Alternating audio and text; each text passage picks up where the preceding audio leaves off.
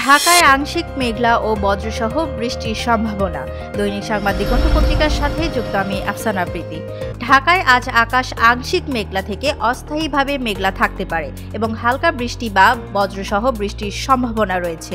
বাংলাদেশ আবহাওয়া অধিদপ্তরের ঝড় সতর্কীকরণ সকাল ৭টা থেকে পরবর্তী ৬ ঘন্টার পূর্বাভাসে এই তথ্য জানিয়েছে। পূর্বাভাস অনুযায়ী দক্ষিণ বা দক্ষিণ পূর্ব দিক থেকে ঘন্টায় ৮ থেকে ১২ কিলোমিটার বেগে বাতাস প্রবাহিত হতে পারে। আজকের দিনের তাপমাত্রা প্রায় অপরিবর্তিত থাকবে। সকাল ৬টায় ঢাকায় তাপমাত্রা ছিল ২৬ ডিগ্রি সেলসিয়াস, বাতাসে আর্দ্রতা ৯৭%। গতকাল রাজধানীতে সর্বোচ্চ তাপমাত্রা ছিল ৩১.৫ ডিগ্রি এবং সর্বনিম্ন ২৪.৫ ডিগ্রি। গত ২৪ ঘন্টায় ঢাকায় ২৫ মিলিমিটার বৃষ্টিপাত রেকর্ড করা হয়েছে। অন্যদিকে বুধবার রাতে পূর্বাভাসে বলা হয়েছে সন্ধ্যা ৬টার মধ্যে ঢাকা, ময়মনসিংহ, খুলনা, বরিশাল, চট্টগ্রাম ও সিলেটের কিছু জায়গা এবং রাজশাহী ও রংপুরের ২-১ জায়গায় অস্থায়ী দমকা হাওয়া সহ হালকা থেকে মাঝারি ধরনের বৃষ্টি বা বজ্রসহ বৃষ্টি হতে পারে। সারা দেশের কোথাও মাঝারি ধরনের ভারী বর্ষণও হতে পারে।